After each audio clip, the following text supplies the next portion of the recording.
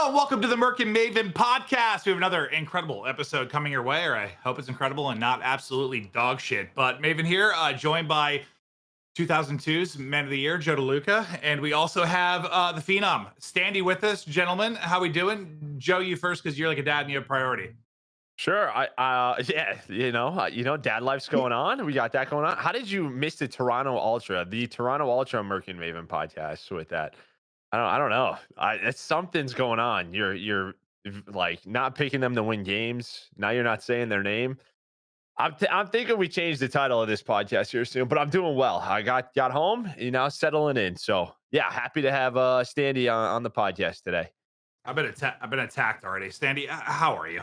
You have something against Ultra? No, I love Ultra. Okay. I mean, I'm doing good. Got back from the major. I'm just resting my body, resting the paws. Just gonna enjoy Christmas, have some fun. How was travel back? Was it quick, easy? Pretty easy. Actually, the airport actually had a really long line in North Carolina in Raleigh. It was crazy long. I've never been in an airport that had such a long line. Bro. Holidays. Yeah, because Joe and I were able to fly out Sunday night, which was great, just because we had the first cast, then we were done, and get back a little bit earlier, and we couldn't believe how packed it was at night. Thankfully, we had pre-check because the regular line was so long. I got there at 5 a.m. and longest line ever. It was moving pretty quick though. Throughout the line, they're doing a dog. They had a dog that was walking in between three people, and like you'd go through security and you'd walk between this dog. I guess they're like looking for crack. Yeah, looking for crack, looking for some drugs, seeing what they can find. I got nothing. I made it. Wait, instead of like walking through a metal detector, you just walked through a dog? Well, they had a metal detector, and then after there's like a red line, a blue line, a yellow line. Like you stand here, you stand here, you stand here. You walk forward, and the dog just walks like in between you while someone's walking the dog. So it must have been some kind of like training protocol, I think. But that's crazy. I've never seen that. Wow. Neither have I have before. Standy's career ended mauled by dog at airport. That'd have been tough. Well, let's get into it. We're gonna talk about you. Obviously, you've been a rising star, now a star. It's been awesome to see that, and we're coming off the first major. CDLs is kicking off, so lots to chat about. But Joe and I like to, when we have a guest, just kind of talk about you, give people a little brief history in case people aren't aware of just who you are and what you've done. So before we get to the ultra stuff, we're just gonna go back and kind of start when you came onto Rokkr back in CW. You turned their year around, instantly just made a name for yourself. I guess I kind of want to hear what that was like for you, just into the scene, bam. It was amazing. It's kind of like after grinding for all these years from a young age and then making my kind of dream happen and then getting on a team that I felt like was really good. Like I had a team that we could make noise, we could win chips, and then going out there and just like shitting on OpTic on my debut. It just it all fell into place. It did. Dude, I still remember that like yesterday. Was it like double raids? I think it was a raid control. I remember that. Raid was my best map every game. Yeah. If you play me on raid, you're losing. I literally remember that debut. I remember it. Yeah, you had a crazy series. Was it 3 raids? It might have been 3 raids. Like might have been 3. I don't know if the S&D was. It might have been 3 raids in a row. I really don't know. Fortress raid. I don't know. yeah. No doubt about it. I mean, listen, like prior, were you a sub for them? Were you a sub or no? No. So like, obviously, you were just having like a great year. I mean, it felt like I've heard of your name. Like it came up here and there. But like it just felt like boom, like the Standy Kids nuts on Rokkr, instant impact. So like, I guess how long have you been playing for up to that point? And then I guess just like how was it dealing with sort of that pressure that like you were kind of the one to have to change this year around for Rokkr? So to start playing challengers, I turned 18. Before I turned 18, I was just like a big S&D grinder. I played all the tournaments. I'd stay up late on school nights, entering the GB, CMG tournaments. And that's how I've got my name out there. Mm-hmm. People just knew me as like an S&D star kind of thing. But I didn't have like a crazy name in terms of like players like Illy, Simp, like those kind of guys. And when I turned 18, I started challengers. And Dave Patty was my duo. So we played S&D together. And that's kind of my duo. I picked like, okay, like I think he's really good. I think we can make some noise in challengers, and I feel like that's just a very important part because you want to kind of have someone by your side that you know is nasty, can carry their weight, especially in like challengers trying to climb the ladder. Mhm. And then I won a 2K with remember like Swirly Evasion. Yep. It's like Yep. What Swirly is this like? Evasion Jinx. MW? Yeah, Is this okay? MW. This is beginning of the game. I actually competed at the end of Black Ops 4. I Okay. went to the Oh, Miami event, and Okay. Miami and Anaheim, and it was to qualify for champs, but I didn't make it. Okay. So that's kind of like when my career started in competing And then you won Challengers Finals, with MW19. Triumph. Yeah, and that With was with Triumph. Okay, that's Nagafin. Nagafin Royalty Fellow Diamond. So like that was just kind of it. It felt like you won that momentum. Okay, Standy. I'm sure some of your teammates were talking about you. Yeah.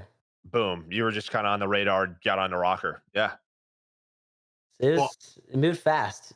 yeah. I guess listen, it's not maybe the same as to the same scale as like a college athlete. It suddenly is $100 million contract and you got to deal with the rise. But like there's a little like zero to hero, rise to fame type thing. Was there any like Yeah. difficulty with just sort of the popularity spike, the followers, the girls, the whatever? Like was it, you know what I mean though? Like you just suddenly are out there. It felt surreal in a sense. You beat OpTic, and once I beat OpTic, like my mentions were insane. Like I opened Twitter, I opened Instagram. It was actually like the craziest feeling ever. Like I felt like I was like a hero. Like I felt like I was a hero and a villain at the same time because like I'm beating Yeah. OpTic. I Yeah. have people saying a bunch of stuff, and then like I'm also here because like yo, like this is crazy. Like is this real life? Like that's kind of like just the way I was taking it. But I knew in challengers I was really good, so I just knew like when I go pro, like I really want to make sure like people know like I don't want to be taken as a joke because I know that when I won Challenger Champs, I feel like I didn't get enough like respect on my name or like for like how good I was. I feel like a lot of people kind of slept on me, so I really wanted to like make a statement. Oh, I think it's It felt tricky. amazing. It's just tricky because It like was crazy. a lot of players have come in and fallen to the wayside pretty quickly. Yeah. You know, you like need to put up stats to get recognized, but then you also 100%. need to win, which someone's not putting up stats. Like it feels like this, like people are like clawing through each other to try and get to the top, but it's just kind of part of it. Well, I think Joe and I are both kind of curious, like so after the CW year, you guys kind of felt like you could beat anyone, had some impressive wins. A What? crazy win. Yeah, Major 5 especially, right? I Yeah, mean, that yeah. was Yeah. insane. Or why are you laughing, So dude? you hate Ultra Cool, dude. They're not laughing at us. Yeah. They're not. They're disappointed. No. I'd be trolling constantly with like anyone that worked at the organization if I were you. But what were your like between between CW and Vanguard? Like, I assume expectations were pretty high going in.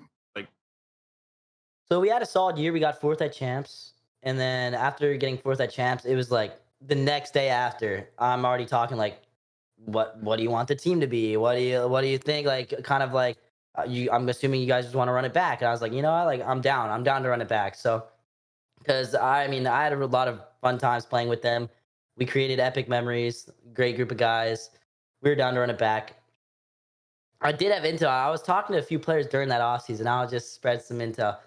Just past Oh, let's intel. hear it. love that. I was actually talking to Envoy for a little bit when he got off OpTic. Mhm. And I was also talking to Crimsix for a little. I don't think like we would ever make a change or like we're gonna pick them up. But it would have just been kind of like hypothetically thinking about it. If something like that did happen, like it would have just been crazy. But yeah, so we fried and then we just ran it back in Vanguard and didn't really get the season we wanted.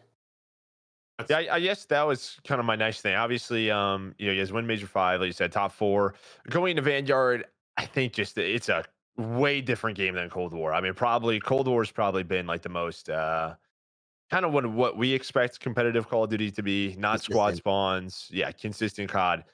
I guess just I mean, you had a roster of a lot of vets between you, Attach, Major, Priesta. You had Yeah. Looney as like a coach. Was Vanguard just like difficult for everyone to kind of agree how to play, to figure out? Like, just felt like you guys were doing everything and nothing panned out type thing? Yeah, everyone on the team put in a lot of effort during the Vanguard season, Yeah. but Cold War is such a very like setup based game, hold hills, rotate hills, like just a very like like standard competitive, great competitive game, and then Vanguard was such a different change. And I feel like we kind of had the wrong mindset in terms of playing the maps because I feel like a lot of times in Vanguard you kind of had to spawn up for yourself and make the best decision for yourself rather Yeah. than like always falling back on game plans or like, yo, let's do a setup here. Sometimes I feel like you might get a weird spawn. You have to make the best decision for yourself. It's And I feel like, reactionary. It's just yeah, it's so it's a very reactionary. reactionary game.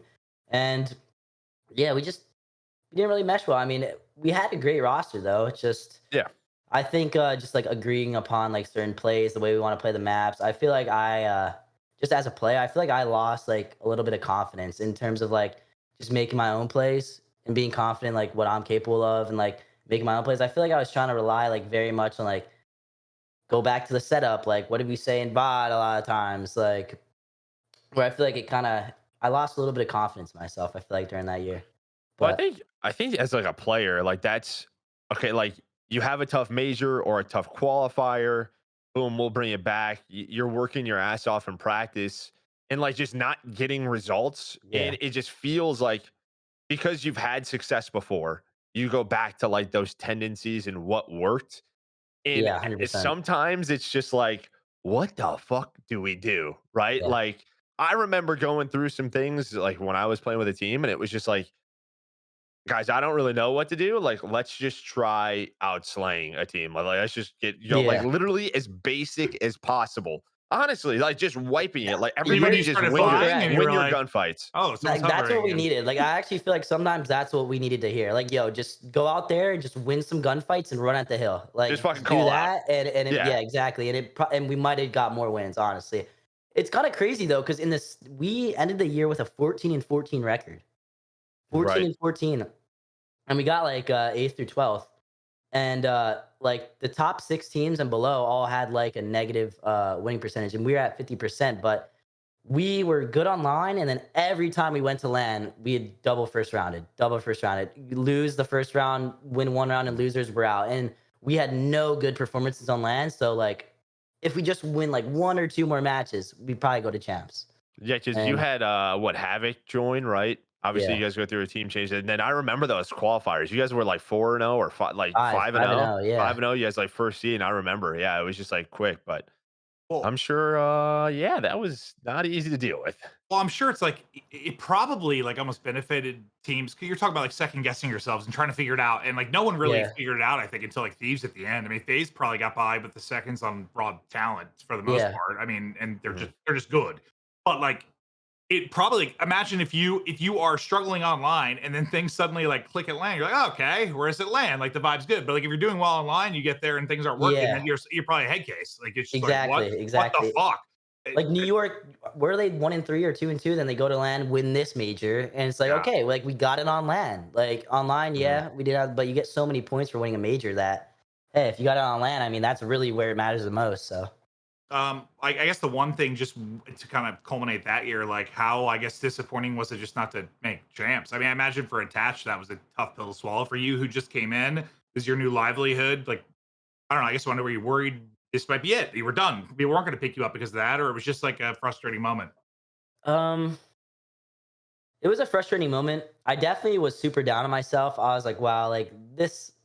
I kind of experienced. I got to feel like the low of the low you can be from the high. I got to experience a little bit of the low. So I kind of have this balanced perspective now where I knew I was a great player. I know I'm capable of great things. I had a down year, but I knew that it's not really going to define me as a player. Like it's not really going to define my whole career. It's not going to really define me. So I just really kind of wanted to have like more of a kind of like a comeback reaction. Like, you know, like I want to prove to everyone that like I am a good player. Like I want to be respected kind of in a sense. And I feel like that just kind of put more fire in me and makes me want to like even work harder in a sense. So At the end of the day, it's a blip, right? Like if you're competing for 10 to 15 years or whatever it is, like it's one season. It's hard to see it that yeah. way, but that's pretty mature that you're able to sort of be like, all right, let's move forward. Yeah, Listen, no Vanguard point put dwelling you in the through the past. ringer, bro. That's just It did. that's I just where got you ended up, bro. the Everyone cycle, is like, man. you The know what, dude? cycle. Like, it just wasn't my year. Just wasn't my year. Is what it is. Is what it is. That's really what it was. And it's like I always like kind of for myself as a player, for like everyone else, like I try to be like I feel like I try to be like a more of a cerebral kind of like playmaker kind of a style of play. Like I'm not always Mhm. gonna like run and gun, But wow, like Vanguard made people think I was stupid. Like I feel like some people I was getting roasted. People thought I was a stupid player sometimes. I'm just like, wow, like it was just it was the ringer, dude. The Vanguard was a cycle, but like I'm not letting like Yeah. get it out of here. Get it out of here. Well, I knew it was bad when like, I mean, I think what kept Faze on top for a long time was like no matter how bad the game was at times, they went to work, got in the lab, just wanted to be the best. There was that like drive. Like when I heard they were struggling with it, I was like, all right, so because I mean that's what kept them ahead. I think it's hard to stay on top, man, and they did Yeah. for a long time. But I think they broke. Like it just Like Bro, second, just following yeah, how Cold many War, events? like following Cold War, man, it's hard to just like that's like the tough thing about it. It's like to change that mindset, the way you approach the game. Like How do you predict that's not that? easy. That's not easy to do. It's literally like what I talk about with like my career, like going from Ghost to AW. yeah. It's I don't even know how you Yeah, can't even compare the two titles. Like you it's can't. ridiculous. It's the same thing here with these two. But like you said, you kind of you know people were going against your name. I guess off season going into this title, Ultra picks you up. Were you like nervous at all going into the offseason? You weren't going to find a home. There was movement, obviously, very quickly. I mean, when I saw your name come up with the Ultra lineup, I was like, makes sense on paper. Everything is there. Yeah. But just kind of how you got to Ultra. Um. Lucky he's not a So main AR. No, I'm saying it's so. I mean, players like you are yeah, just main invaluable, AR. Yeah, like Yeah, if you are a main AR going to offseason, that has to be harder for sure. no doubt. Like land on teams. But for me, so the season ended. I was just getting mixed emotions from Minnesota, from the Minnesota camp. So it's like, okay, they're probably just exploring options. Like it doesn't seem like there could have been a world where I might end on the team again, but I didn't really know. So I was like kind of out and about exploring. I was just looking at all the teams, and I was like, okay, Toronto Ultra. I think they're getting rid of like Cammy and Bance apparently, and like I know Scrap's really good, so Scrap was a no brainer. Insight, Toby, Scrap. I was like, okay, me like Kleenex is super fast. I think I'll be able to slow down a little bit more, like not have all that pace and kind of pressure on me. And Scraps is godlike. Jamie's a phenomenal AR, like great lineup. I was like, you know what? Like I want to go there. Like my first pick is Toronto. Like that just in teams of like building the roster wise, role wise, like the way a team plays out. I feel like that's just the number one spot I wanted to land. But I wasn't really worried about landing on any. I feel like I would have landed on a team for Mhm. sure. It was just that I want to land on a team where I feel like I am confident in winning and being a top team. And Toronto was 100% my number one pick. So So did you reach out to them? Like, was there yeah, like any other options for you, or was just kind of like as soon as you slid into the DMs, that was kind of done deal? I slid in the DMs, and I guess I was kind of waiting for like the pieces to fall with like some other SMG players to see Mhm. where they land. And I was like, okay, like, because I know there was word on Afro going Right. to Ultra, so I was like, okay, like, is he trying to like get this spot? And I believe, like, I'm sure if Afro went here, I feel like I probably would have still been on the Minnesota team. Minnesota. So it's kind of like flipped. I feel like that's kind of like where everything was going to pan out. And once that move happened, Jamie. I was talking to Jamie, which is Insight and Kleenex. They were in like Cancun or something. Like they were riding jet skis, like having fun in their off season. But I was talking to Scrap a lot, and me and Scrap go way back. So I was like, Scrap, like, yo, we got to get on the same team. Like we'd be a nasty duo. I feel like we kind of bring the same energy out in each other, and I feel like it'd just make a great duo. And then Jamie and Insight, or Insight and Toby is just a solid. What else would you want from an SMG and an AR? No, I Like mean, the guy who plays his life, and then Toby, just relentless pace, unselfish. Yeah. Literally. it's weird because like when I saw your roster, I remember like seeing it and then also NYSL, and I remember having like a similar reaction. Like I was like on paper, I like it a lot. It makes sense from a role standpoint. I don't know why. I guess I didn't see New York coming. But I guess just because of qualification. But like, Yeah, yeah, I don't know. Well, here I'm gonna. We kind of put all the teams show. I want to go through the tournament. Obviously, we can get into the major, but I kind of want to start with Toronto and talk about his team and his stuff. That's Yeah, cool. Just 100%. to get into that. But if we can pull up just for major one. I just wanted to look at like the bracket. Just for people that may not have seen it, we're gonna kind of go through each team and chat through stuff, but just overall how it played out for maybe anyone who didn't see it and how NYSL was able to take it and ultimately win it. So this is how the bracket played out. I'm not going to go through each thing because we're going to chat through a lot of it, but ends up being a Surge subliners final. I don't think anyone outside of those players' parents had that picked. based on how things have gone. Can we show the overall placements, just how it kind of broke down from the tournament, just kind of as a reminder to people in case you missed it. This is how it broke down for the $500,000. Tons of cash going out, which is fantastic. We love people getting their cheddar. And then where we stand next, kind of heading into Major 2 qualifier. I just want to look at the points real quick. This is a crazy one. Yeah. This is wild. It is. It's real tight. Just in that like 40 to 85 range. But let's get into it. We're gonna go through the teams a bit, but let's start with you guys because you're really pumped to join the team. I guess what's it like? I'm kind of curious just with like Scrappy coming in because like, you just did that. Were you able to like be like a mentor to him at all? Just like the fact that you sort of just went through that and then it was sort of, or is he sort of like, fuck off, dude, I got my swagger.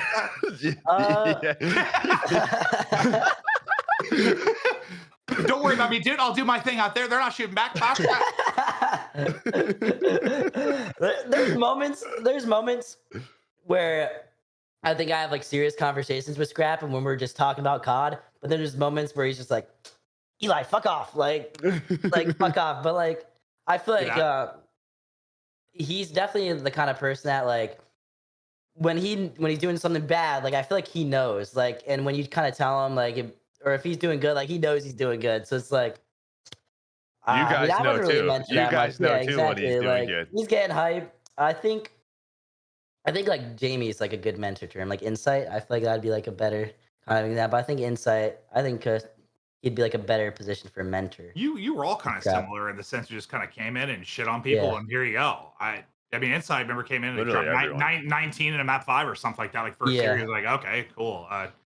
That probably was against OpTic too. I don't know. I'm kidding. I don't really remember. It was Thieves. I remember it was Raid, right? Was it Raid? No, Miami. Oh, Miami. Yeah. Okay, Miami game 5. I got these weird things just in my head. Yep. No, I like that. But no, you guys, have all kind of had this like quick rise. So, I guess let's just kind of talk about the team like early in the tournament because I think there was a moment there where like it was really hard for us, bro, because like we've kind of got accustomed to.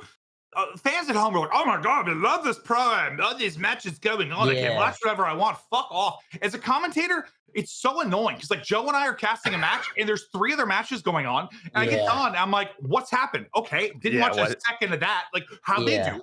You have no idea. You're trying to catch up. So like, we didn't even see you for like 2 days.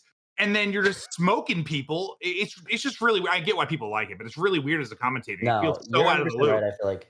It's so out of the loop. Don't really know what's going on either. Yeah, I don't know what's going on either. I'm like, oh shit, who won this match? Like, let me go see. Like, let me walk over real quick. We've all been spoiled with this, just like game. Seems like there's a lot going on. It seems like there's a lot going on, and I know like I don't even know if the streams were like working properly. Like, it was a great event overall. Like, I love the event, but I don't know if the challengers or like not challengers, like the side station matches were working properly, and we played against. It was like the command center. Was the command center? Yeah. So like the streams weren't individually. I don't know why they did it this way. They weren't like individually just listed. On COD. So you had to go to the COD channel, then click the command center button, and then click one of the side stations. So Joe and I 10 minutes to figure it out. That's kind of complicated. No, I felt like a boomer. Like honestly, I was literally like, dude, I can't find these streams. I don't know how to access this. Mom, how's the DVD player work? Can some young kids show me how to use this thing? but I got it figured out. He asked me. I'm like, I don't know. I'm 40, basically. Hopefully that doesn't happen again. It was definitely weird. It was definitely weird.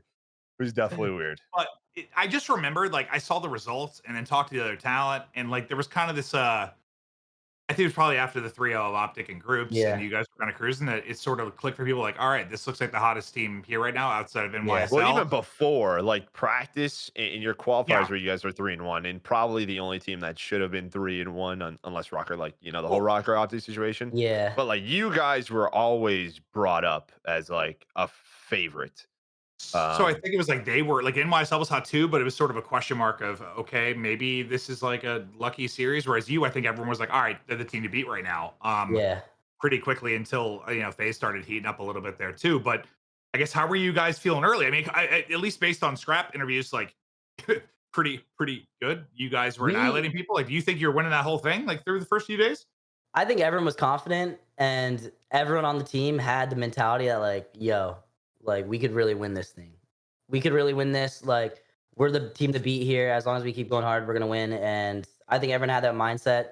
Everyone thought we were gonna win, but it just didn't pan out. But it felt great though. Like we knew we were like the shit in terms of like we were the team to beat. We are playing good. We just beat OpTic. It's like we beat OpTic on a side station too. Like who was on the main stage when that was happening? Like that would have been. It was kind of crazy. I've never played on a side station like that before. That was my first time. That's honestly probably harder with the OpTic fans. Like honestly, They were you know, screaming, you yelling. guys won 3-0 luckily, but like, if they every time they went around in search, you're like, I don't know what you just said, but I hear you. Like, Yeah, yeah, yeah. let's take care of this. So yeah, luckily you guys did it in like a 3-0 kind of fashion where you don't have to deal with that.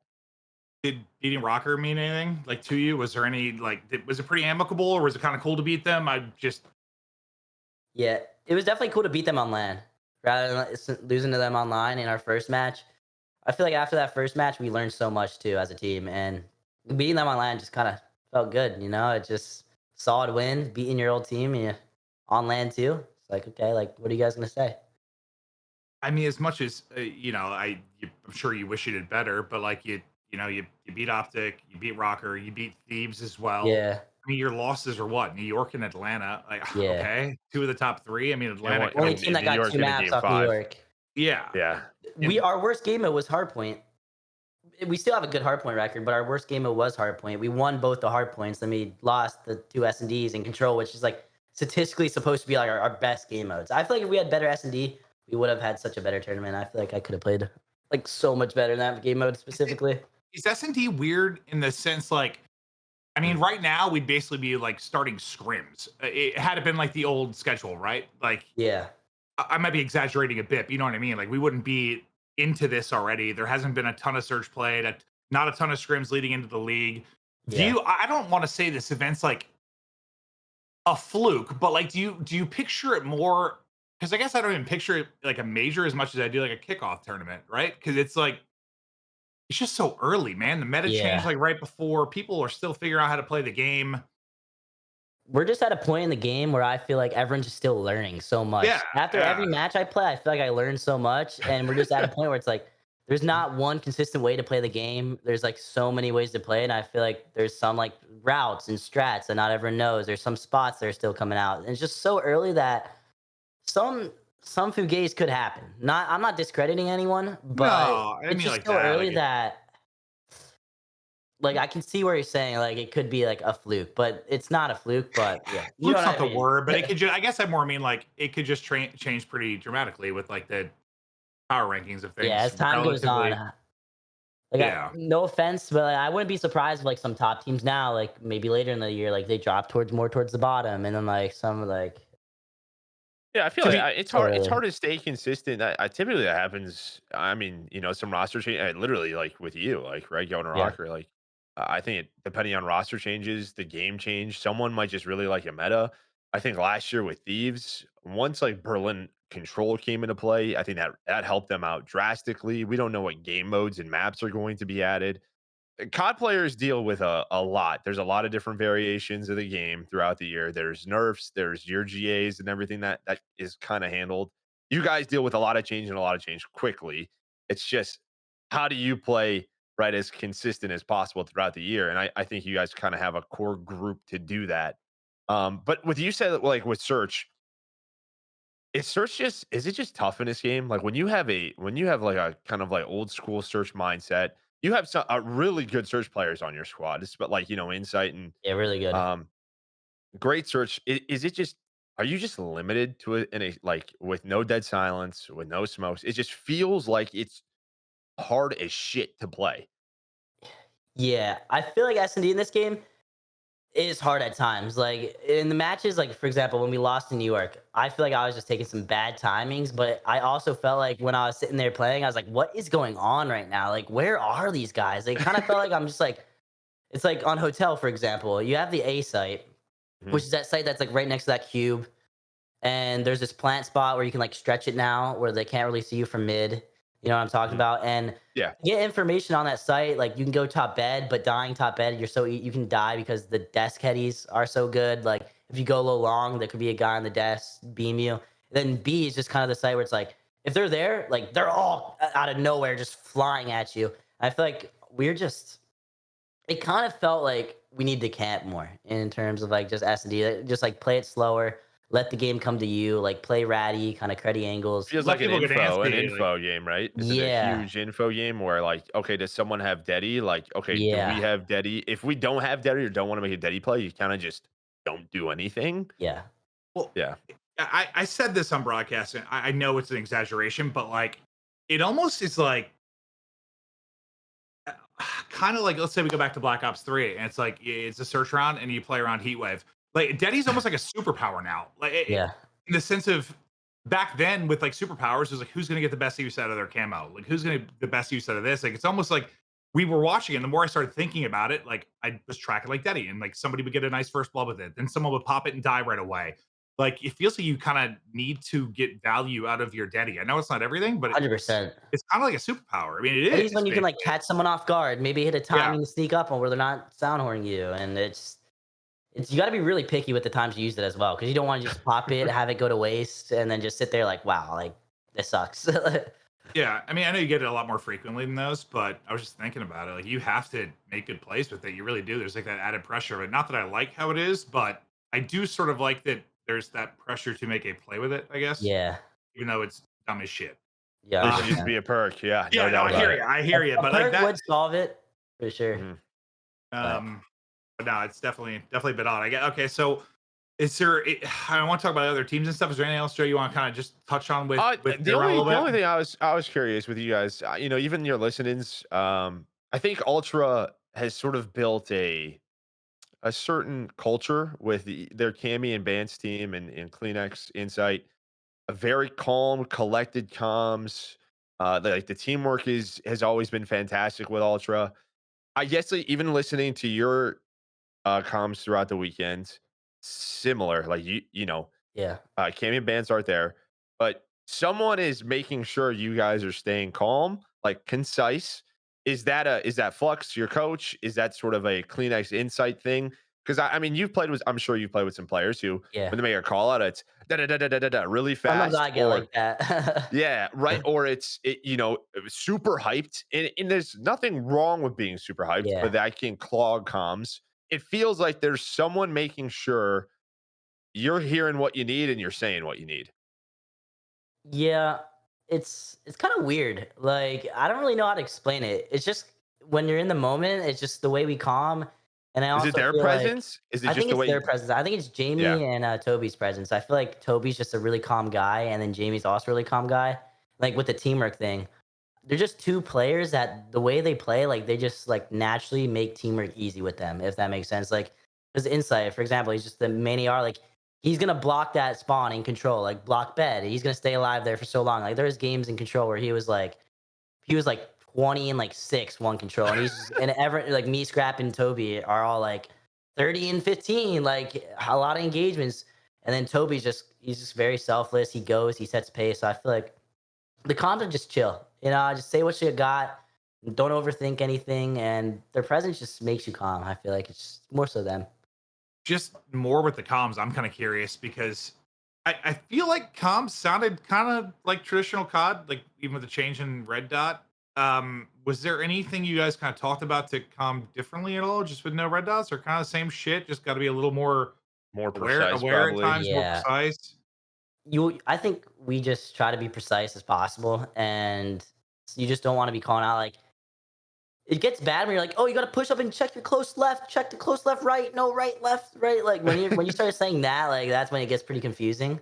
Um, I feel like I mean, I feel like we just always have a game plan. Like, kind of have a game plan. Like, shout out like Joe, like and Flux. Like, we just always have a game plan sometimes. So I feel like we don't always need to calm what we're doing. Like, we just kind of know like the way we want to play it. See, I think that's better in the sense of like even just from like Mm. pubs or Warzone or whatever, with the way like the audio is in this game. If there's no red dots, it's like sometimes I just want people to shut the fuck up and let me listen and And just sound horning play is and so just important this play. game. Yeah, like Yeah.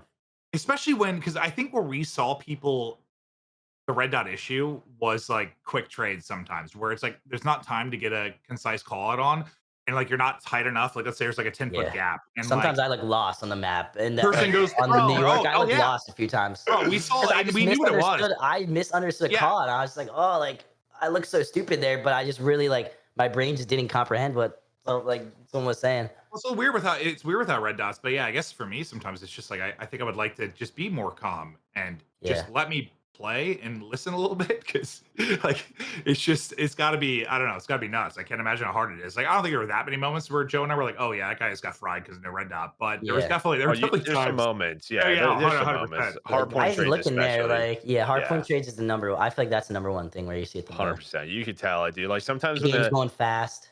the observers have like the like the free cam, and like you'll see a player jump out, like die, and then a guy jump out again, look for a trade, and he's just like not looking like even close to where this guy was. Yeah, you can tell it's a huge pain in the ass. it's almost like you're I playing think that's jetpacks, but you're not. You're just wondering where the guy is. I think that's pretty much it. I mean, yeah, you guys have Flux and Joe now. I think a lot of people don't know about Flux. Flux is an old school player, Yeah. but yeah, I mean, just how are those guys as a coaching staff? Just to learn more, maybe for the people who don't know Yeah. at So home. Joe used to be he used to be a professional. He's European, and I really like Joe. Honestly, I feel like people don't you don't always like a lot of people don't really know him. I feel like, but Joe is really calm and he's just straight to the point. I feel like a lot of times like we're doing something wrong, he just says straight to the point. Like, yo, the reason we're losing here is because we're not doing this. And most of the time we fix it, and it's pretty solvable issues. And I think he has a really good mind and he understands COD well, so it helps. And then Flux, Ryan, I mean, he's a great coach. He's like very analytical. He kind of looks at reasonings, and I feel like he kind of is also the guy like makes us think outside the box a little bit. And even with comms, he likes to say this thing where less is more sometimes. Less is more. Like sometimes you want to be precise, but you don't want to say too much where you're just yapping. That's kind of what I was saying. I should be a coach, huh? Yeah. Yeah, there you go. I feel like I love their presence because I feel like they're not too like they keep a good mix where we respect them, they respect us, and they also like take our mind and like the way we want to play into their own account. So I love having them around. Cool. That's great.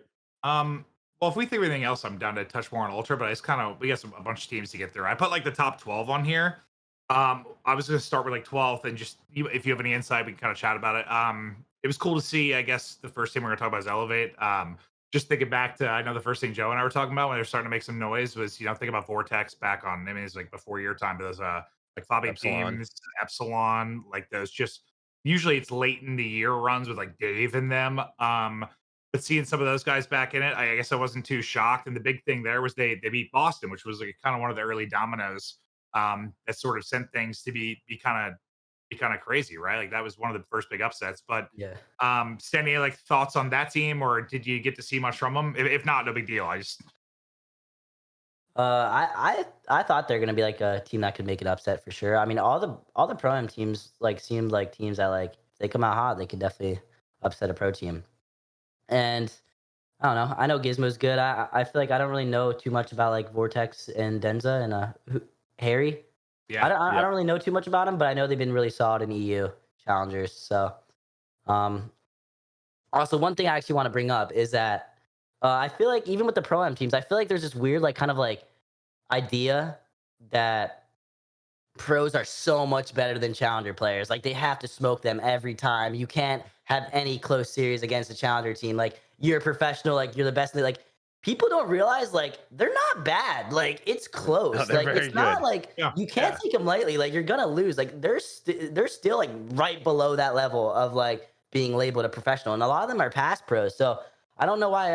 I feel like there's like this weird idea that pros have to dominate them every time. And it's like there's only 12 spots. Like there's only 12 pro spots, and like every team's trying to build their best roster. So well, I think partially it's because for a long time when it was all the open tournaments, I mean, I've said it. I kind of hated casting Saturdays because it was just like literally teams coming in and getting 3-0 shit on, because that did happen for a long time. There was the occasional great story, and there were some close series, but for the most part, no one really made runs to a top 3 or a win. It just didn't there's like happen. one upset. Yeah, like maybe one upset, if that. Yeah. Like it just wasn't really all that much. But I did expect more because how early this tournament was. Yeah, definitely. I thought there was a lot more room for upsets and stuff, so I wasn't like, I guess, that shocked because we haven't done this before, man. Well, and Like, I think too, again, it's just different league, 12 teams. Like there's a yeah, ton of yeah. talent outside of this. I mean, like we talked about, it was great. I think, it's great to see Gizmo kind of back in the saddle. Showing he still has it. He obviously had a very rough year last year. We don't really Yeah, know what the hell happened. But he was just so up and down. Just felt like that was another team that just couldn't perform on land in Vanguard. Had some great showings. I think outside of that first major, they got like top four.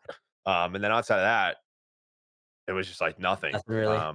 Nothing happened. So, Like Harry. to beat Boston in that game 5, especially him leading the way, it was awesome to see. And then for like, yeah, I don't know, but Boston, that's a different story. Feels like something happened with Awakening, and then just a rough weekend for them because it felt like they were. It feels like they have the pieces. It feels like they have the pieces. With Awakening, the way he's playing, like he is hitting a really high level. This is what we wanted to see from him, Yeah. like outside of that Florida team, but just not what they wanted on the breach side. I mean, what was the was it champs that Zenny, like they were all feeling so confident, or was it major 5? What major was it? 5, I think. Last I year, think both of them. yeah, But they felt champs, really they good. lost They're it. They performing lost real the well. Thieves game 5, like round 1. Like that. Yeah, That's been a team. a little bit different. Are you What's the surprised most by teams that at that? all, Standy? Like practice versus them has it been pretty good, or just because it's just such a Um, tough league? yeah, I mean, I think they're solid. I think they're definitely a solid team. Like, I was definitely not expecting them to go out Okay. T16. I think they're definitely a solid team, to be honest. I guess it sucks whatever happened with Awakening. Hmm. Also, like another thing I want to bring up is like the challenger teams, like they have tournaments already. Like they're playing weekly tournaments, and one thing like to shed knowledge as a player is that I feel like I learn so much when I'm in the high pressure situations. That's when you really grow and learn more about like being in the moment when there's like a lot of pressure on you. Hmm. And I feel like those reps definitely help them. Like it's Well, definitely especially in kind like of like, search, right? yeah, That's it's just so huge. much more campier. Like S&D scrims don't always go the same as like matches do. And it goes, but Awakening, he's doing really good this year. So I mean, it sucks that he couldn't play.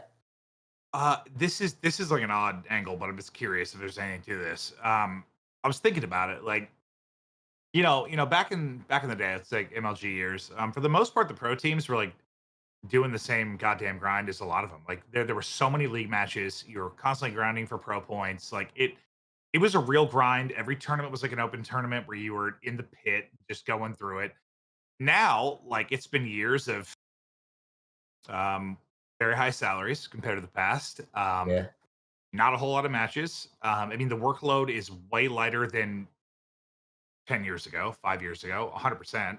I guess I just wonder if there was like this sort of pro players have kind of been living this elaborate life in the penthouse, just sort of sitting on plush pillows. And now Well, it's the like only you're back in this open tournament. And I just feel like those guys are even more just want to beat the fuck out of you. Yeah, So I to think exactly. that's remind you what true. it's like. I think that's true Yeah. for sure. But I will say, I think the less matches amps up the pressure. Like I think even with what Stanley was saying, like with them last year, like Oh, I I, agree. I just more meant like from the yeah, challengers POV, like sort of, yeah, enjoy oh your the cushions and passion. They're your playing with fucking salaries. passion. Like, well, no, Yeah, I Yeah. feel like I'd be like, welcome back to the pit, bitches. Like, yeah. here we are. Let's get into it. Like, I feel like there was more of a chip on their shoulder maybe now with how the Yeah. CDL's been and the fact No there doubt about haven't it. been these open tournaments. So that's why I wasn't that shocked with upsets either. Because you guys have kind of been living the good life compared to, I mean, Joe won a tournament, got Taco Bell.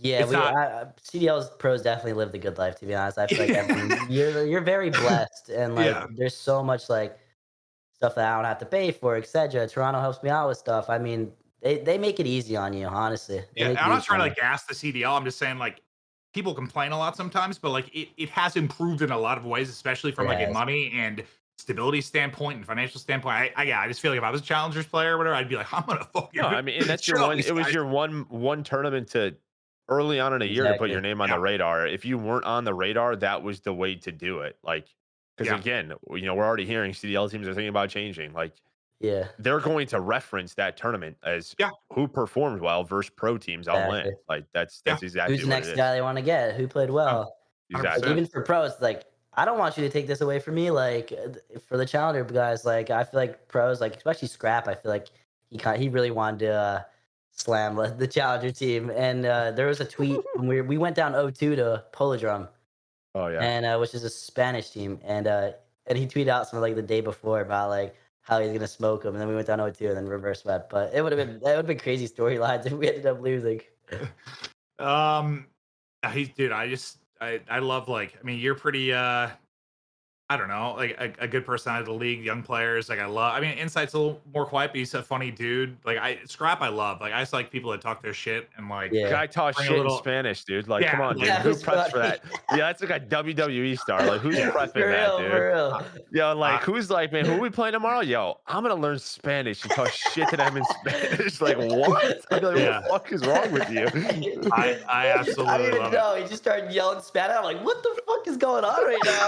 Like, what am I hearing? it. That's so good. That's so good. I didn't even see it because we were probably casting. I was like, he did what? They called him his dad. Yeah. I'm your dad and your shit. I was like, whoa. Yes, I papa. was like, this is kind of lit though. Like, Yeah. He could have said something real fucked up. I have no idea, but this is lit. Yeah. All right, let's talk LAG Academy because going in, I mean, I think several of us kind of heard like there were jokes on Twitter like they could be better than the LAG team. Was I think some of the trolling I kind of saw Might be correct. Yeah. Yeah, might be. But they pushed Faze to a game 5, which I think Yeah. right out the gate you're like, oh shit, okay. Well, is Faze not as good as we thought they might be? Is our Academy team just incredible? They knock out London. They win challengers. I guess we're going to see if this is going to be a team that's going to sort of run the challenger scene, or are players going to get plucked like you were. Yeah. But it was awesome to see them make the run. It was cool that they got to go. We were worried. We didn't even know how it worked at first. I was like, they get to go back to challengers. They get knocked out, right? And I was like, okay, good. 'Cause usually they it's all play a whole finished nother tournament. beforehand. Yeah. And props to them too. They played on a new patch where like spawns changed, which is complete and utter bullshit, by the way. But they Yeah, literally played an entire tournament on different spawns and then still won. That's I- unacceptable. I don't know how that happens. An updates push, new spawns. I mean, I know how it happens. I think it's just, like he said, I think it's unacceptable. Like, come on. CS players, you know, they play a game that is constantly improved over a decade. Here with Call of Duty, Joe, you got to be able to adapt. We come out with a new game every year. Anything could happen at any moment. Dude, but these kids are literally like trying to make a name for themselves. I'm trolling. They're I'm just trolling. like, It's People just are trying like to make like life-changing money and stuff. Like, Yeah. it's We're not like real. it's sort of part of Call of Duty. Come Sort of on, part are of you Call of dead Duty ass right esports, now? bro. Like, just who the fuck knows what's going to happen tomorrow? I don't know what we're going to be doing. Like, Yeah. that's just kind of the COD way. Like, as much as it's horseshit, it sucks. I'm just so used to like. You're literally just sitting. You're just sitting down, chilling. Your life's going good. The game's going well, and you just get hit. You just slapped across the face randomly, just unexpected, just out of nowhere. Spawn change. Oh. It's just- W. Slapping us Yeah, in the and face. Elevate got second. So obviously those were, the two best teams. Like, but it's just crazy. It's crazy to think like they had to play basically a different game. Like, Yeah, I gotta respect it. yeah, Yeah. I mean, to them, yeah, but that's wild. can't happen. Let's talk. I'm just going through kind of how people finish. OpTic Texas. I guess I thought with kind of how the qualifiers went, and sort of like I said, this is early, not a ton of scrims, not a ton of reps, like people still figuring out the game. Typically, I know it's a very different team, but OpTic historically, like they've usually been very Always. good in titles. Always early. Always. They just always have been, whether it's just been dominating online or like at the first LAN event. I mean, you think about Black Ops Name 4, a like, fucking year, bro, and they were Yeah, probably yeah, the best yeah. team the first 3 months. Yeah, like yes. World War II, they dominated. Like Yeah. literally every title, they've we- always been at like the top. Vanguard. I think they always Vanguard, yeah. they've always been very good Yeah. online. They always go with a ton of confidence. They've always had a ton of talent, which talent usually really shines over any kind of strategy early on. Like people are still figuring it out. So I guess, I mean, I thought they were going to do well. I didn't have them as a favorite to win it, but I was thinking top 3. Well, I think, right. I mean, coming into this season with like them sticking as a roster, like you could just tell if you watched any of their matches online. Obviously, the whole Rokkr thing happened, is what it is. We're moving on from that, but like they were playing with passion. Like Seth was literally like every time they won, like they had their own stream, Mave, like just showing like their room. Like every time they won a fucking map, like he's going nuts. Yeah, he was going off. Yeah, he was. He's playing at a really high level too. which, maybe a lot of people didn't expect, but this is a game definitely built for him. This is Yeah, just, for sure. I mean, listen, this is a group they should have got out of in my mind with what they showed, and they didn't. I don't know what it is with this Florida team, the Florida name. I have no fucking clue, but they always seem to get the better of them. I would have I'm not thought sure what it us and is. OpTic are getting out the group if I had to guess beforehand. Yeah. Yeah, I think everyone did. I don't know if it's like a sets last year, you're talking about that passion and that energy and like a hey, we made up and we're gonna stick together, like positive vibes, let's do this. But then you hit that first wall of adversity and it's sort of all the little things start coming back, is my guess. It's just like, Yeah. oh fucking here we go again. I mean, you beat them, Standy, from like your point of view. I'm sure there's a lot of their fans that'll probably want to hear just like from you, Yeah. like what just seems to be going on. Like, well, at least in that match, did you guys just outplay them? Do you feel like they were playing things wrong? I guess. Like, Yeah, it felt like, if you want to be honest, it just felt like we were just always ahead. Like at all points in the series, it just felt like we were always ahead in a sense. And like, um, I'm not too sure. Like, it's kind of hard to pinpoint because I feel like it's not like they're all four really talented players. So it's like you can't really like pinpoint one guy, kind of one issue. But I feel like they're like a little. I feel like they're kind of like behind. I feel like a little bit in terms of like system wise. Like I just feel like we were just a little bit ahead in that match, and it really showed. And I don't really know what to pinpoint, but I know like Shotzi did have a really bad map one on that Mercado. I think he was like double yeah, neg I'm or seeing something. 9-21. You guys won Yeah. 6-3, and then the hotel. I think I was talking to Ray. He said a couple of the rounds like they kind of threw, like, Yeah, but we all 3 rounds, if you want to be honest, we 3-0'd them in the control, but I feel like all 3 rounds, like, were, like, in their favor. Like, they really shoulda won it, and, yeah, I like, think that's what he said. It was like they 1 threw that round map for sure. 1 round, like, so it was the B point on hotel, and it was B point's, like, the one that's, like, with the Mhm. desk and, like yeah.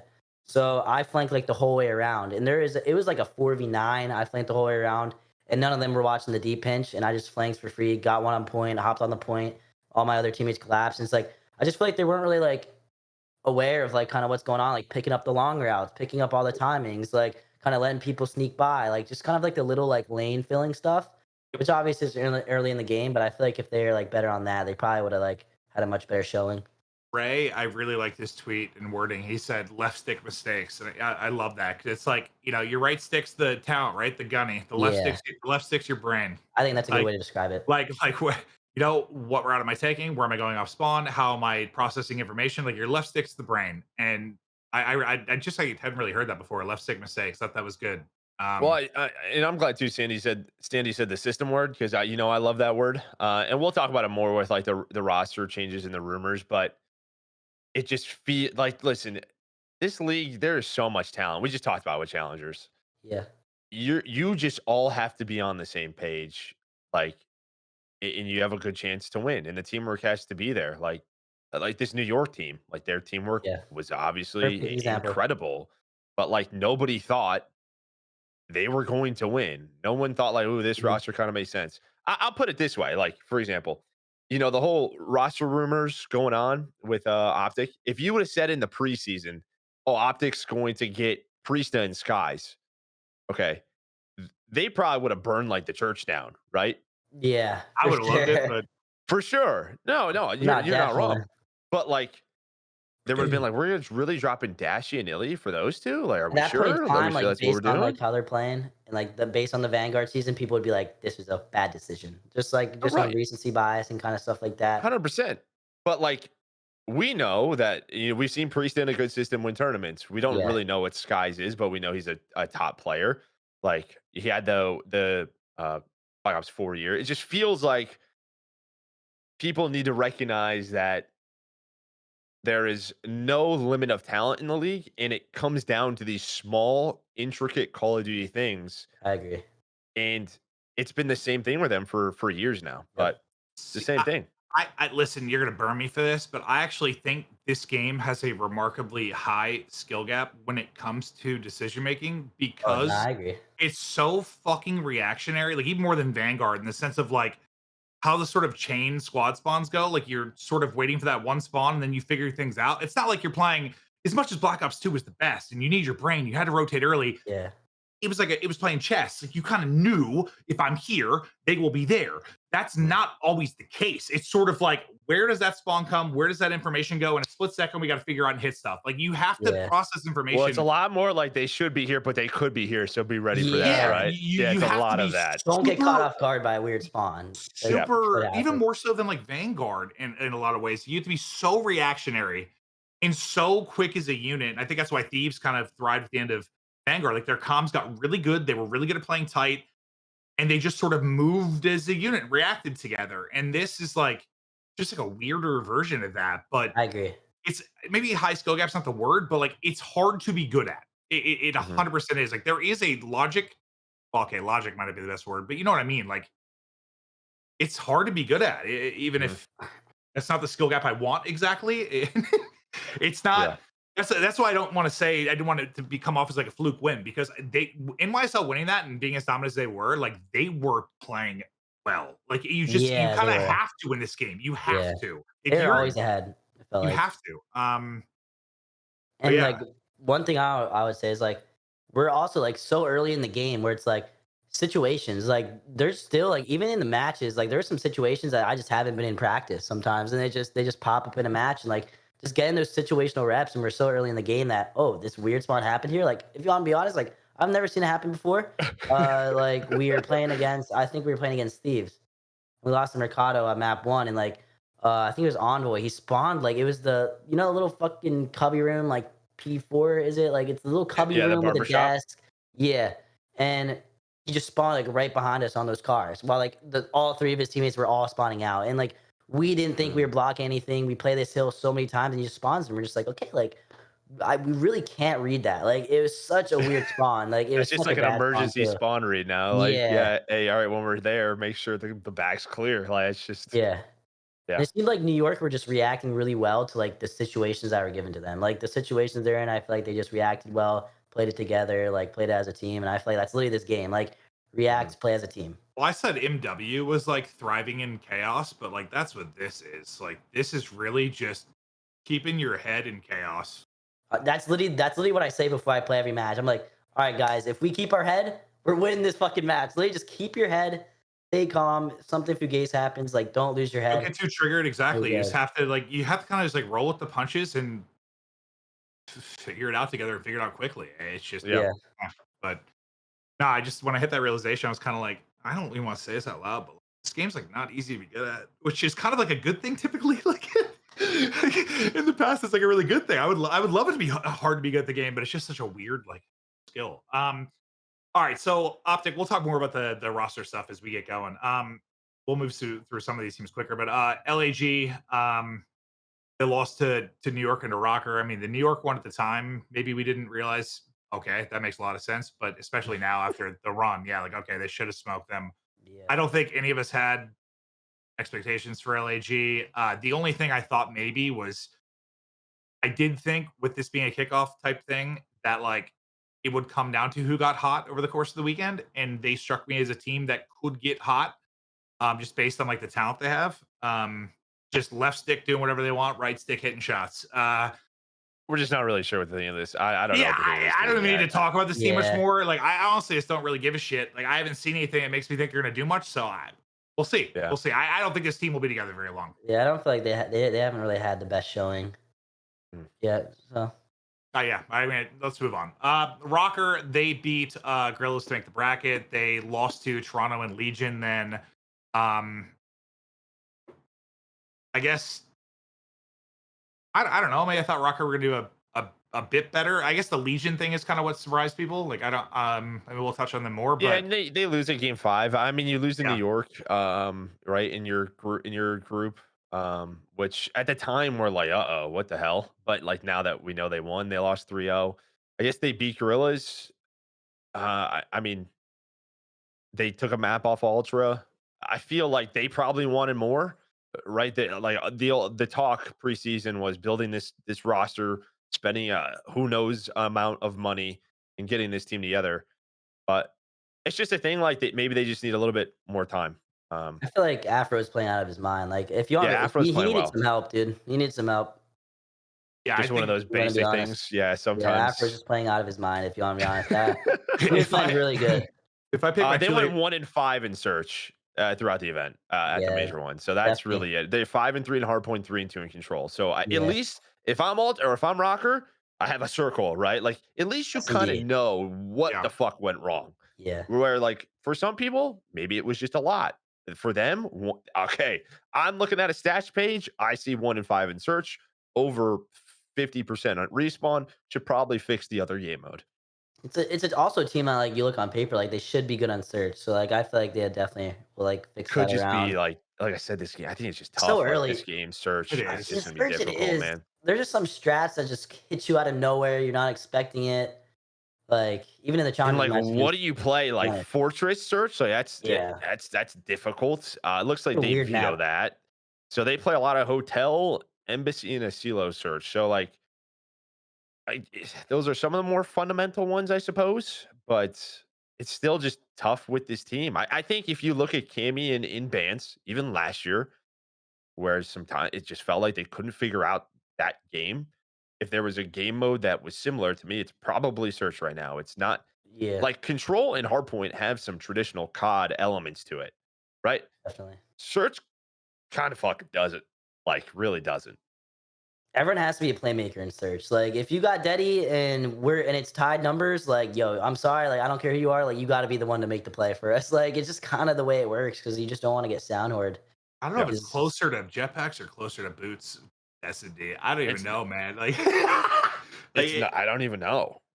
like, yeah, it's like rely on Neither. superpowers. Like, no, I know. It's like, yeah, it's weird. It's It's like real weird. MW19, but MW19 you had smokes. So like your play was if you couldn't wait for Deddy, you throw a smoke or two and then all like your nades and you would create chaos pretty much, right? Yeah, This yeah, game you don't have smokes because the pros aren't playing with them. So like you're very limited into what you can do without Deddy. You're hoping for a pick or for your dead silence to pop up.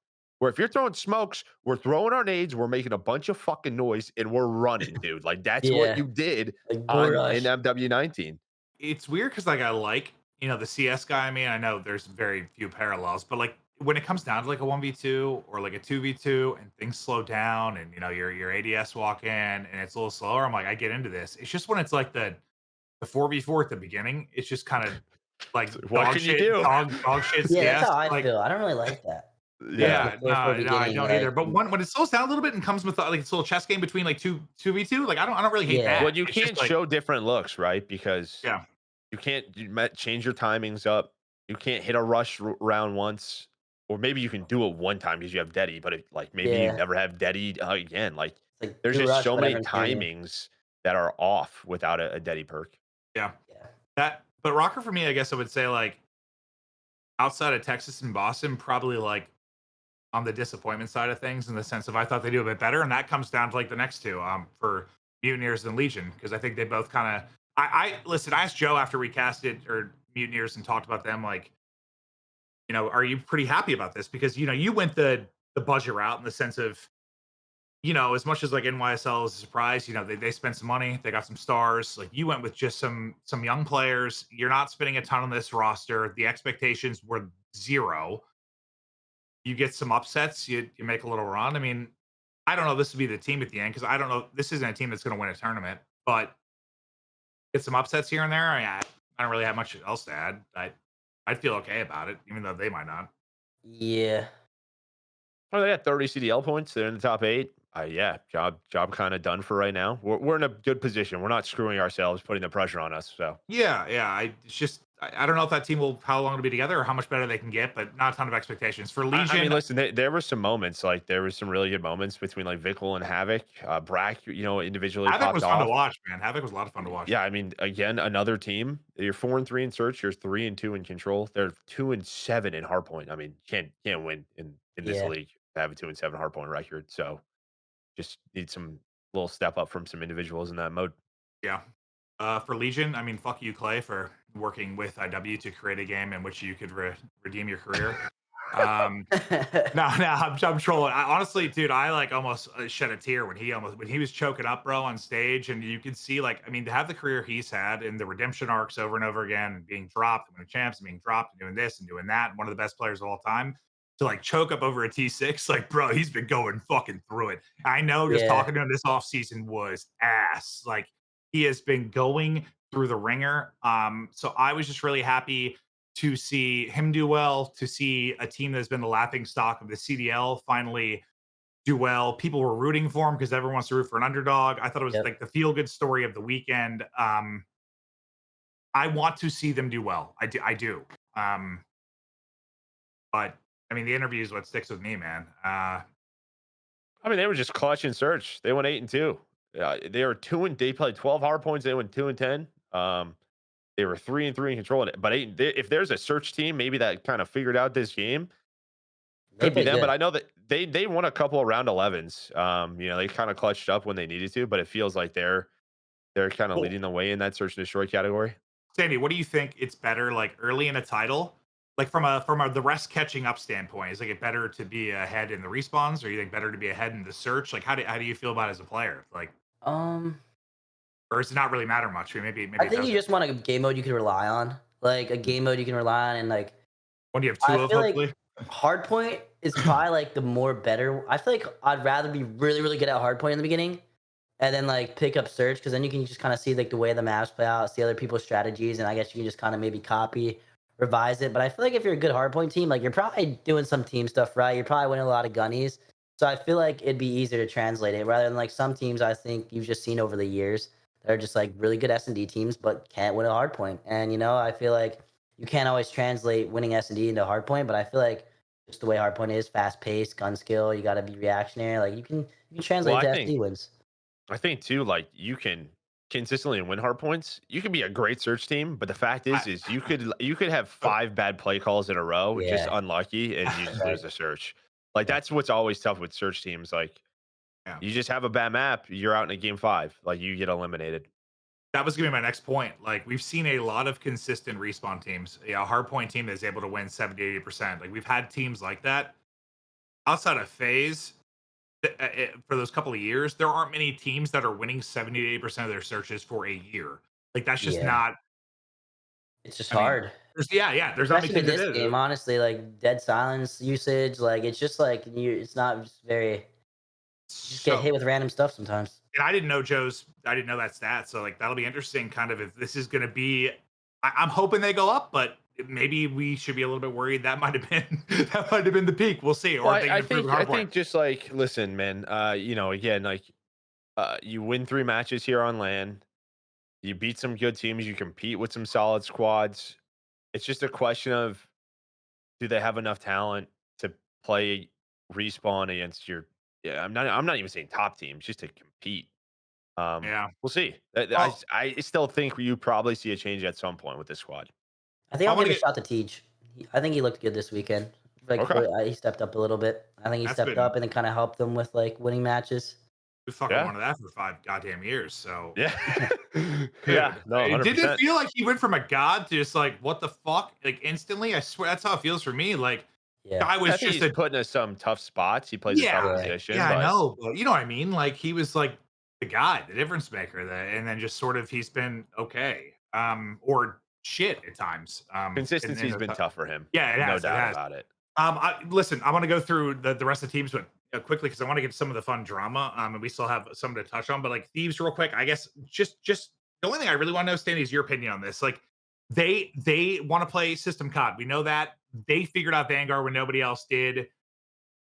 Is this a team that you think is like just a guaranteed threat, maybe a little bit deeper in the year? They're just going to take some time to click, but once it clicks, they're going to be disgusting, or tough to say based just on Vanguard. well, like I guess on the past like 2-3 years, I think Kenny had a slow start in like some of the past I think recent games. Mhm. I think like just personally, and I feel like if he kind of gets his footing and goes off for this team, kind of like we saw at the last 2 events, leads the troop. I feel like there'll always be a threat no matter what. But I feel It's like like Kenny's kind of like system the X thing, though. factor kind of Kind of guy. like, isn't it like a system? Like Kenny's that system guy. Like Yeah, at least I that's feel what like I've they'll get always better as thought. time goes on. I feel Like like they'll get better the as time more goes on. they play together and make the right decisions, like he gets exponentially better. It's like Is a the way I've flow always. system kind of game, if that makes sense. Because like you can't always rely on the same fundamental stuff, but when you're playing in the moment, like if you're just flowing, playing as a team, like they'll be good. and I feel like he's that guy. He's like kind of that guy I for think he them. puts too much pressure on himself at times. I think he needs someone to just tell him, like kind of what I was saying to Standy earlier, like you just need to relax and shoot. I think, you know, we don't really view him as like an in-game leader, but I Yeah, think he is. He's very talkative with this team. yeah, I've listened to some of their scrims. When Yeah, a map same. ends, he is it's never a you had a bad map, you had a bad map. It was okay, what happened here? What are we doing, on this transition from P3 to P4? He's very much like if he's on, then it's okay, like he's locked. And I think yeah, probably early on in the year, he's probably putting a little bit more pressure to make sure that his arrows, like his teammates' arrows, are looking where they need to be. yeah. And I think he was probably doing that in the past. It's hard to And do I when you're struggling too. I think when Definitely. you're not playing well, it's correct. hard to do. But like he said, I think they're always going to be a threat. This sort of core roster. I mean, they lost to Seattle and into Ultra. I think into some close maps. It's not like they got like destroyed. It's just I think Yeah, again nobody really saw Seattle and New York playing this 100%. well. Yeah. We'll see. I mean, I kind of think they're going to be discussing. Just give it a little time, but we'll see how it plays out. Faze, I'm going to put you on the spot, Standy. I guess I'm kind of curious. Like, is that whole them being that trio being a dynasty? Is that shit done, or can they get back to dominating? Like, will we ever see them dominate like they were, or do you think maybe that ship has sailed? Just too much talent everywhere. I feel like they're not gonna dominate as I used to, but they're still gonna be that force that you look at and like, yeah, like their Atlanta Phase, they're still like gonna be like A top two, top contender. three, no matter Yeah. what. Yeah, like I feel like it's not as I think there's more competitiveness where it's like you're not going into an event and being like, yeah, like Phase is winning this 100%. You know what I mean? Where I feel like people are very high on them. I feel like it's just not as much, but also feel like I think like just statistically looking at like the stats and stuff, Talian's been playing great. I mean Sim and Abizi kind of want a lot out of the Tiny Terrors. Like you want them going off. And I feel like Simp has been good, but I feel like you haven't really seen like the superstar like crazy MVP like he was. But I know last year he really picked it up like towards the end of that Vanguard season. Is like the Tiger effect like kind of a fair thing here? Like they I almost think of like that OpTic team sort of had it. Like you went in to play that team and thought you were going to get shit on. I don't care what you tell me. I don't care if you told me you thought you were going to beat them. You went and played Faze and thought you were going to get shit on. Like they were that dominant for a while. Yeah, Like they they were really were, good. and then like sort of became human, It's like and they're now beatable.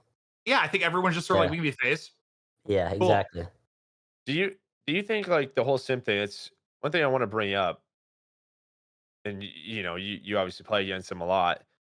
I think Simp has sort of been like okay, because Cell's been on like this I feel like he's like a tear. role player now. I feel Yes. like Okay. he became more of a role player where it's like, I don't know. I feel like he's like a really good slayer What though. title did we see that at the beginning of? We were watching scrims and we're like, what the fuck is Simp doing? Vanguard. Vanguard. It was I think Vanguard. he's It's the like a beginning. role player. We were watching. I'm like, why is Simp just picking up gaps? And like, I was Do like, you what is happening? do you think just like there's something with like Cell's play style where like obviously he's putting up good numbers, but maybe a little too selfish? Yeah. Yeah. Yeah, I think based on if you want my opinion, like my honest opinion, like looking at like New York, like looking at Seattle, like who like Kismet and Hydra were always working together and making plays, bouncing off each other. You kind of got the same thing with like got the same thing with Seattle a little bit, like even with like me and Kleenex. Like I feel like sometimes he's a beast, 100% one of the best players in the game to touch COD. But at the same time, I feel like also a slasher. I feel like it's not like I have a scrappy. Like that guy is pace. Like he's fucking challenge. But I feel Mhm. like Solium also is in these positions where it's like sometimes like for example, when we played them when we beat him online. Like sometimes in that control, when I saw his name, I was like, yo, like I'm running away from this guy. Like he's getting on that heady, he's snaking. If I chow him, I'm probably gonna die. But I feel like there's times where like you can exploit his games, like his gameplay a little bit. Right, Like if it you're in feels the right like he's position just gonna to lock his spots down, and you can just yeah. avoid him as a squad. Yeah, yeah. Honestly, like, yeah, that's really kind of how it goes. It's like sometimes you see him in a certain spot snaking, and you're like, you know what, like, fuck that. Like, I don't want to fuck with that. Like, this Fair. And is that do someone probably else. hurts like Sim's pace because then he's got to fill a gap somewhere or something, and he's gonna be Yeah. the one to do that.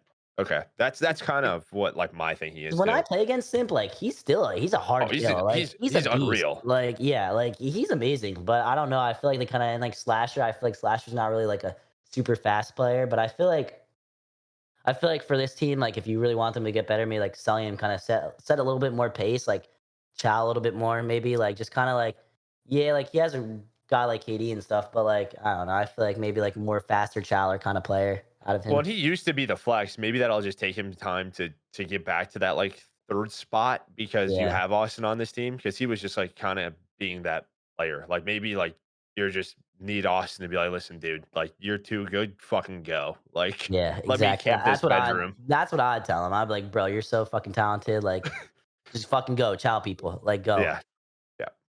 It felt like, to make like a sports analogy, like you got the Warriors, and it's like Curry, Durant, and Klay Thompson, and like Curry and Durant were Simba and they were the guys, and like Cell was like the third guy, and then suddenly they just swapped, and now Cellium is Kevin Durant, and Simp is Klay Thompson. Like Yeah, like they let Cellium take the show, sort of, and Simp just took a back seat, and Mhm. I don't know what that dynamic was, but I don't know that it was the right thing to do. yeah. But yeah, you I don't know know if that's what a are you horrible supposed to tell a analogy. guy? What are you supposed to tell a guy I when hear like you. he's I hear playing you. at I hear you. 1.2? I Like mean, we had this you're also discussion running dead last But you're not year. silence. winning. Like, You're not winning. You're not winning. if you want If to be it honest, Yeah. I don't continues, know. He's running dead silence. So I don't know why Salim's running dead silence. Like that guy just fucking post up and needs a trophy on a heady and plays his life. Like give Simp dead silence, bro. Let the guy run around. Like Yeah. I don't know why he's It, running the it, it could trophy. be what we just said with Kenny. Maybe Simp's trying to do too much and trying to be too selfless, or that, like you know. that reminds me of like the beginning of Modern Warfare when I saw a Hook with a trophy. I'm like, what the fuck are we doing here? Yeah, right. Yeah, I mean, there's I'm like, just he's got smoke trophy. What are we doing? Let that guy run. Yeah, I agree. 100%. Like I think if they're gonna get back, like Simp's got to be a superstar again, 100%. But maybe it's like I just wonder there's something more severe from like a team chemistry standpoint.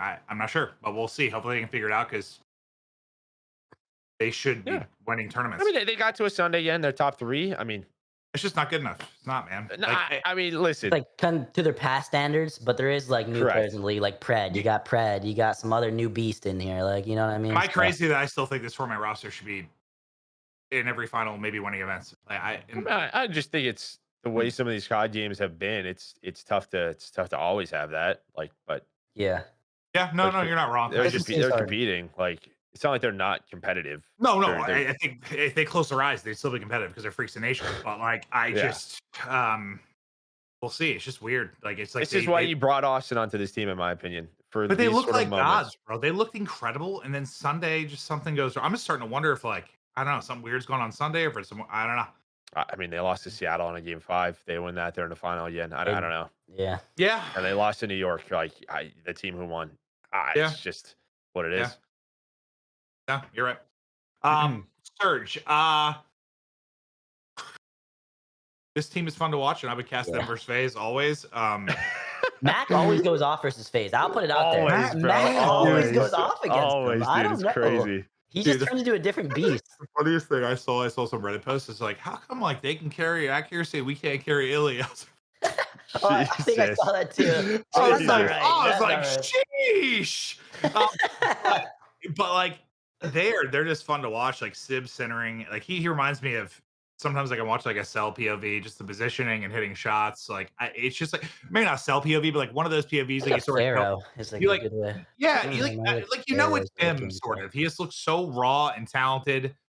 Um Pred is just I love watching that guy play. His He has, passion. like his screen is like kind of weird to watch sometimes, but like he gets some crazy snappy kills. It's so hard to explain. I don't know. Fred? Yeah, He his doesn't look like he has awareness seems crazy. really, really good. Yeah, it doesn't seem like he has crazy left stick movement, but like his right stick is just god. Like I mean, don't get me wrong, he makes smart decisions. Not like the Rambo term, but Yeah. Hmm. No, I hear you. And I think with the pace he this plays, is my you opinion. kind of need to be snappy if you want to. That's what Exactly. Yeah. that's like what Abisi. That's the reason he's Yeah. been that guy for so long. Like he runs at you, you will be holding it. He is going to run at you and snap on your forehead, and you're like, what the Yeah. fuck? Like that's Yeah. just. I mean, it takes that guy it takes there. insane talent. But yeah, I mean, they. One thing I did want to say before we move on is just I really admired after how that game 4 went and Phase with one of the greatest comebacks of all time. The fact that they just That Came was back. big. rebound and won the map 5 because I think Pred said in the interview, like I think they thought we got like laid out and we didn't. I for a young team, I think I'm sure accuracy helped there, but for a very young team, that was impressive stuff. Uh, Before we, Go ahead. I'm gonna just like cluster both of these teams together because I don't know, they didn't have like the best on lines, especially New York, who was 1-3. Like like when you were practicing against these guys, Standy, was there like were either of these guys like sticking out in your head like holy shit like they're good like Uh, I or feel like not really? New York seemed pretty good. Like when you're Yeah. streaming against them, I feel like they give a good competition. There's moments like, especially I feel like you notice it more with Kismet. I feel like there's moments where like in scrims, I feel like Kismet just makes really good plays, and like um, and then you kind of saw it in the tournament here. Like when that guy is kind of playing how he is, he's just like one of those guys that makes the job so much easier on your He's teammates. a So force when he's hot, dude. yeah, I I guess don't like know. though, I guess like when you Some were maps Seattle scrimming New comes out York hot. though, did you feel like they were like kind of ahead, like the way like what they Yeah, were showing? I mean, Not really. We scrimmed them at the in the our like boost in the back, and they were looking pretty good. Yeah. It was close maps, but like I was like, okay, like I feel like they're giving me a better showing. Like it was better than I expected in terms Okay. of like I feel like they've just really put in some work in like the past like week or two I, and really adjusted.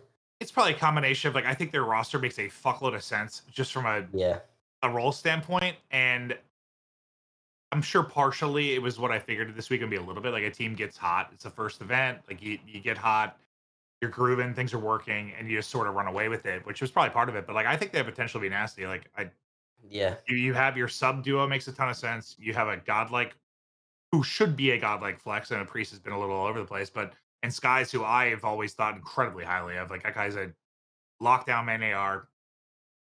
He makes sense. But no, he does. it'll be curious to see if he's able to continue it. But it was a fun event. And also, I mean, cool for Sender who got what dropped from OpTic and then he Wins wins an this. event.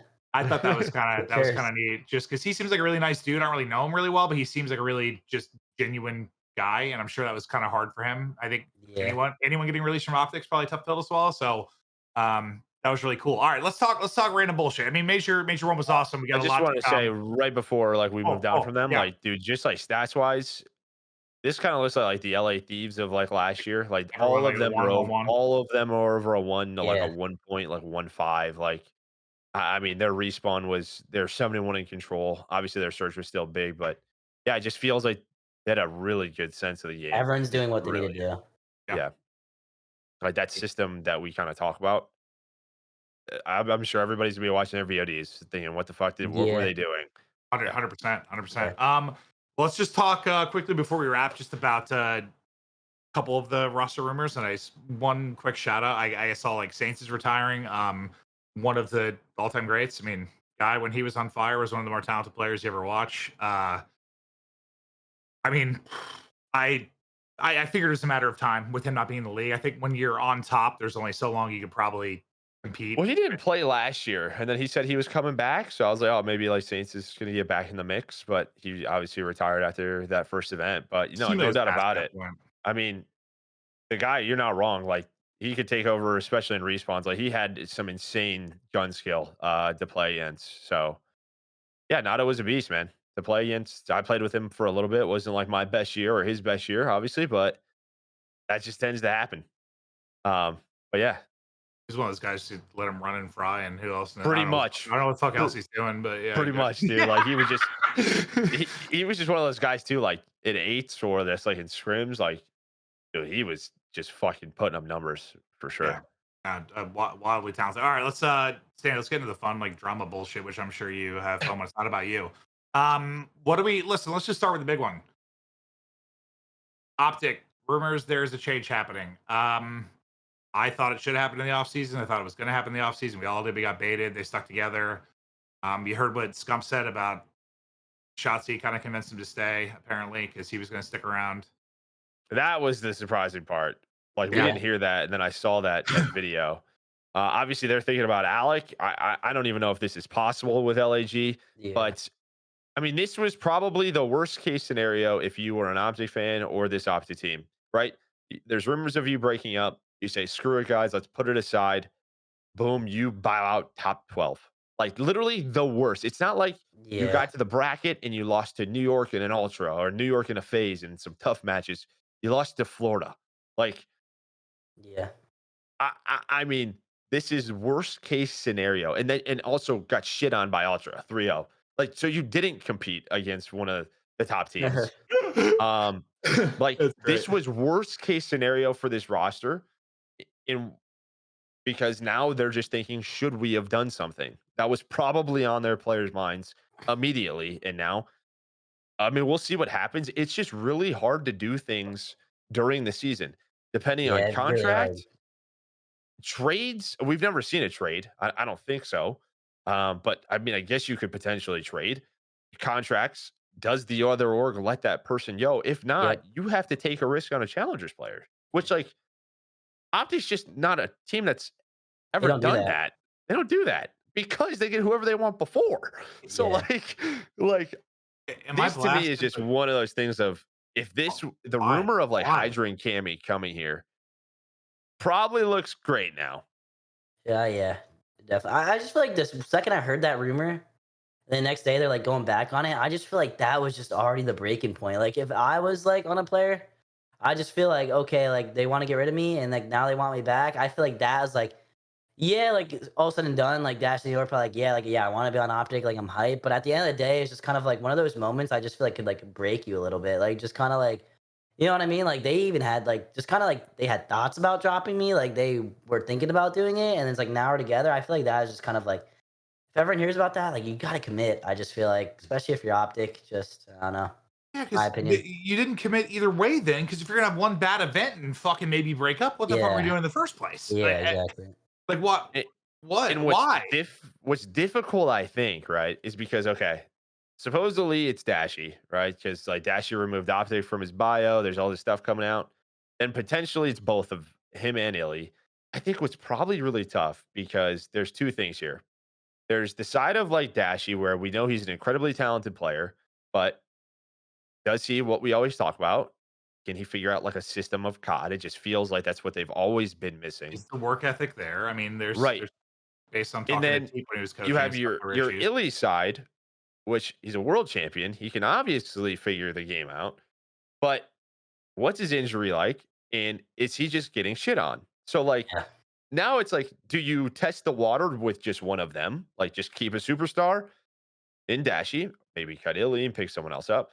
Do you cut, Dashy because you want your teamwork and your system to be a little bit better with Illy, or do you just cut both? And it's just like you can't waste time either because it's Cess last year. So yeah. what the fuck do you do? It's a hard one, honestly. It's just like even with all the teams, like do you go like all the contractual stuff, like all that? Do you get a challengers player? It has to be tough. Yeah, I'm like, I mean, when it was 3 AR, sure, it looks pretty good. But now Yeah, that we're getting towards more what we expect COD to turn into and 2 subs, maybe we're gonna see 3 subs at times. on some hills, yeah. Uh, and roster doesn't look all that great. Which one? Like the current one. Like, I mean, when I'm thinking 3 hours on the map, I'm like, hell yeah. But I like, think three subs is fine. It has Illy can run a third sub. yeah, I just You think know, I've I always thought though, I've always thought that him and Shotzi were the pace of that Empire team, right? Like in Yeah. MW. I think honestly, him going to an AR was a mistake personally. yeah, no, you're right. You're right. I guess I've just been thinking about it I've recent because time with him with an maybe AR. that's just a comfort thing, but I felt like Illy was always that player of well that's his motto, whatever it takes, Yeah. right? Like I'll do what I need to do, um, and I think he's limited at times in sort of the AR role of that. So maybe that's what they're thinking. Maybe they're thinking we'll let Shotzi and Illy be the sub duo they once were. Bring on another AR. Let's come flex. What do you think's gonna happen, That's with Sandy? me. Uh You think a change is coming? I don't know. I just feel like Dashy has been going on Twitter recently, but I don't know. He's kind of like a trolly guy. So like, I don't really know if like he's being serious or Yeah. like I don't know if he's like actually being serious or not. And then like also like I don't know. I feel like Scump could flex. Scump could flex. Like realistically, he Yeah. could flex. I think, but he's also frying on a sub.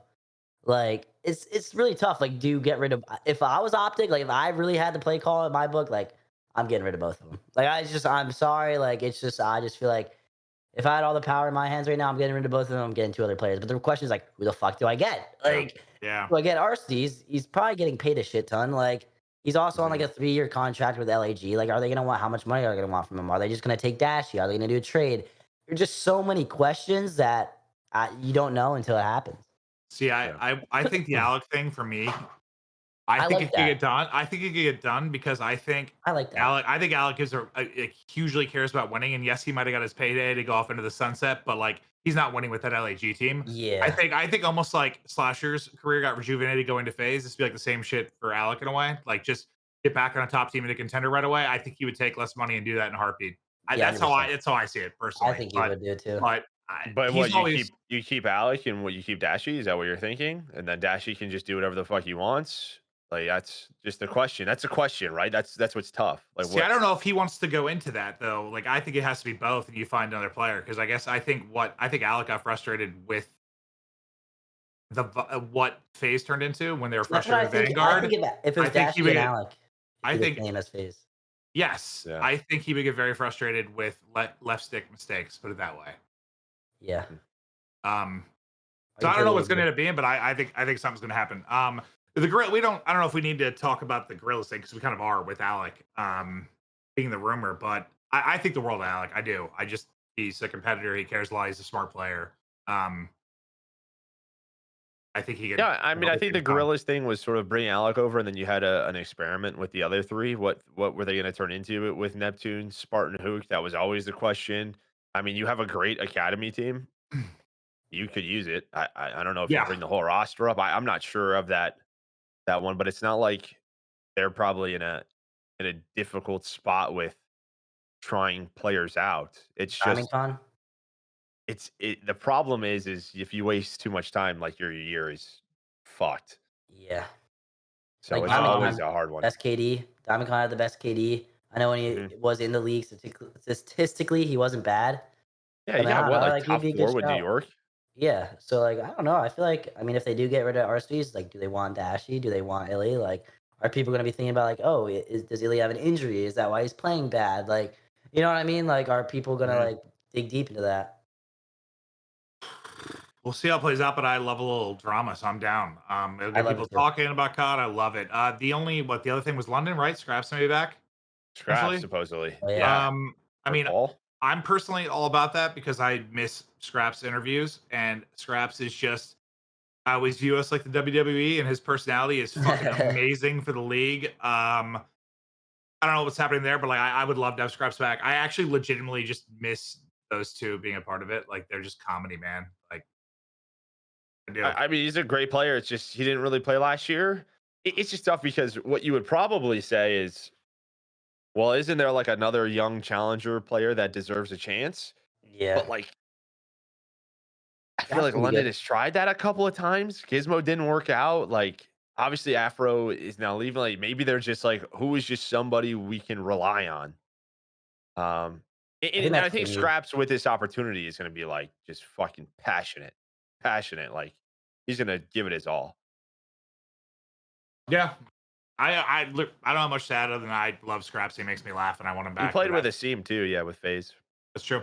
I think that's about it topic-wise. I didn't think we were going to go as long as we did, but we did. Standy, thank you for bearing with us. Standy originally was like, I think I had about an hour in me before I get hungry, and you stuck it out the whole time, pal. I'm proud of you. Once we start talking, like I can keep going, you know? Like, yeah. We're chatting up, bro. We're just here for a good time. Yeah. I don't think there's really anything else to add to it. I guess we're going to wait and see kind of how stuff plays out. What Major 2 qualifiers around the corner. Hope everyone's having a Merry Christmas. A little holiday break. I think everybody's going home. So Standy, what are you doing?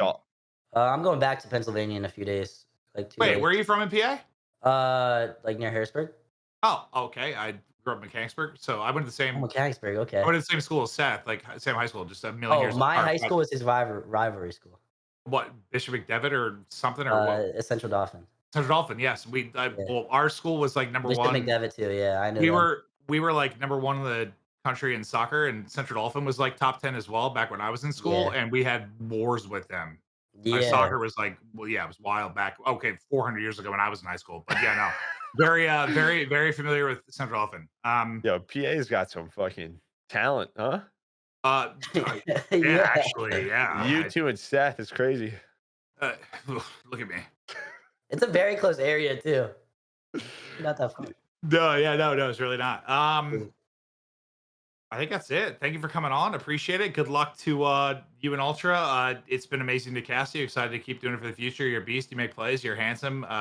You're the best. You're the best. Yeah, likewise. I mean, it's been fun. I mean, I'm happy coming on. I love podcasts. I love talking about COD. I can do it always, but hope everyone has good holidays. You too. You too. Joe, as always, I love you very much and can't wait to play video games with you soon. Let's get it. We don't have community questions, right? We didn't do that this time. I don't think so, and I mean Okay. we've there was so much to cover. I'm not even. You're too not worried about wrong. it. I just wanted to make sure I didn't skip over those. That's true. We love the community. We love you all. I hope everyone has a glorious and very, very sexy evening. Bye.